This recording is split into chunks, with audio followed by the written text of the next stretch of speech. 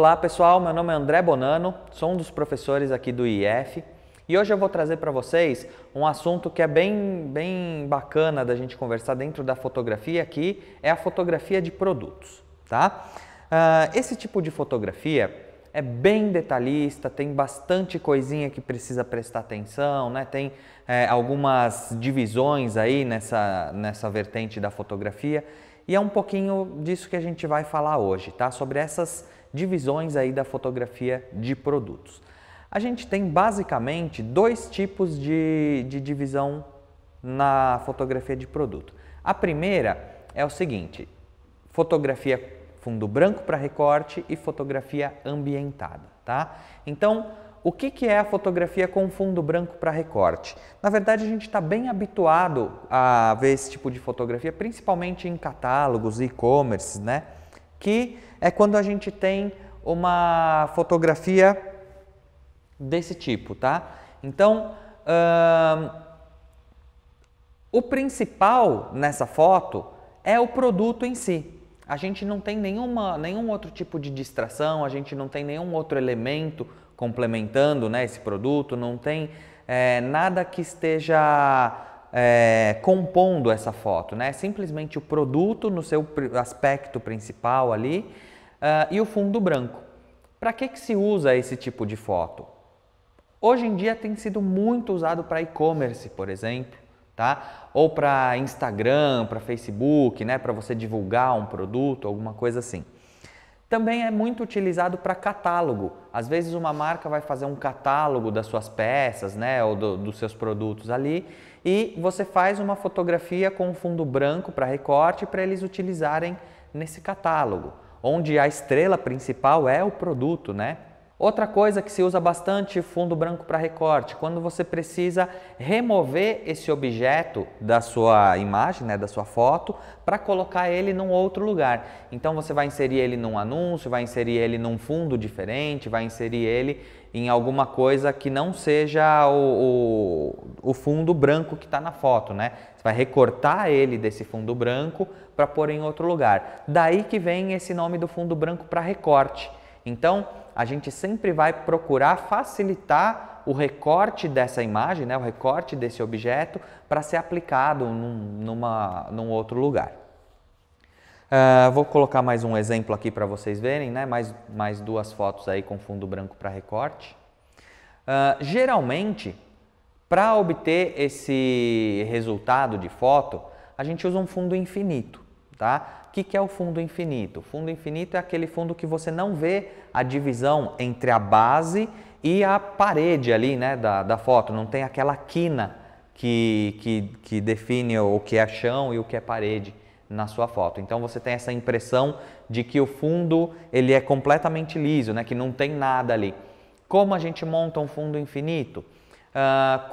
Não sei se vocês já viram, né, mas você pode usar um poliestireno, um laminado PET, um acrílico, alguma coisa que você consiga fazer uma curva.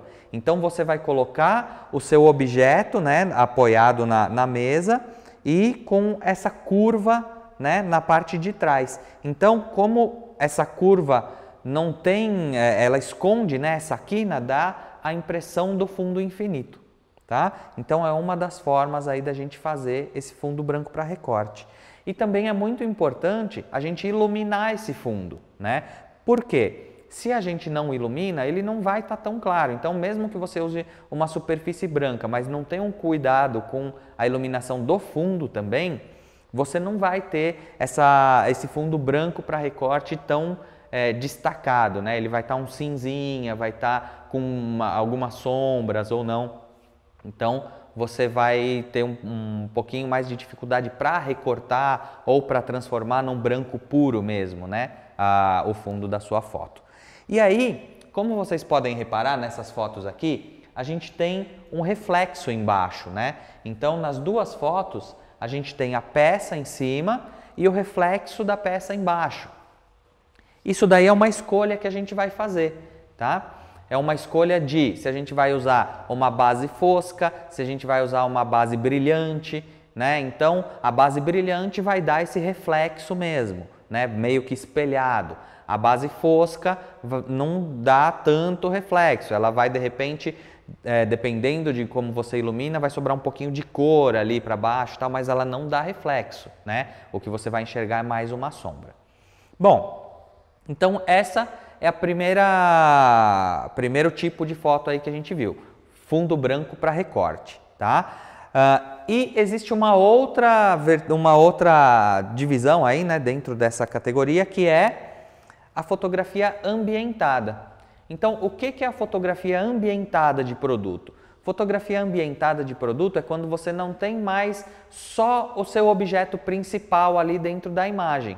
Então, você começa a trazer outros elementos para a sua foto, você tem, de repente, o mesmo objeto, mas vários deles, né, compondo uma cena. Então, você começa a trazer elementos diferentes e isso vai trazer um clima para a sua foto, vai trazer um ambiente mesmo, né? E esse ambiente, esse clima é que tem que ser pensado, tá? Vou mostrar mais uma aqui para vocês. Ambientado. Então, o que você vai pensar numa fotografia ambientada?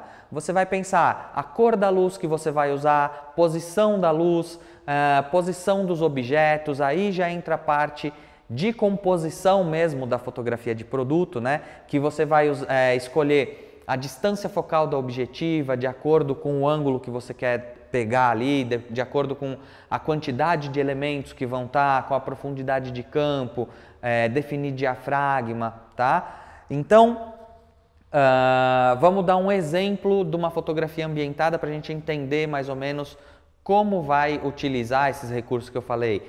Vamos imaginar uma foto de um café da manhã, tá? Então você vai reproduzir um café da manhã. Muitas vezes a gente vê em filmes, em novelas, né? Tem ali o pessoal tomando aquele café da manhã na praia e você sabe que aquela cena foi feita dentro de um estúdio, né? Então o princípio da fotografia ambientada é o mesmo. O que a gente vai pensar, né? Tendo em base esse café da manhã. Que horas é o café da manhã?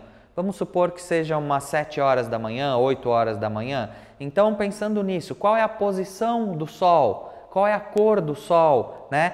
Então, só na escolha dessa posição e cor de luz, a gente já tem um clima mais ou menos criado.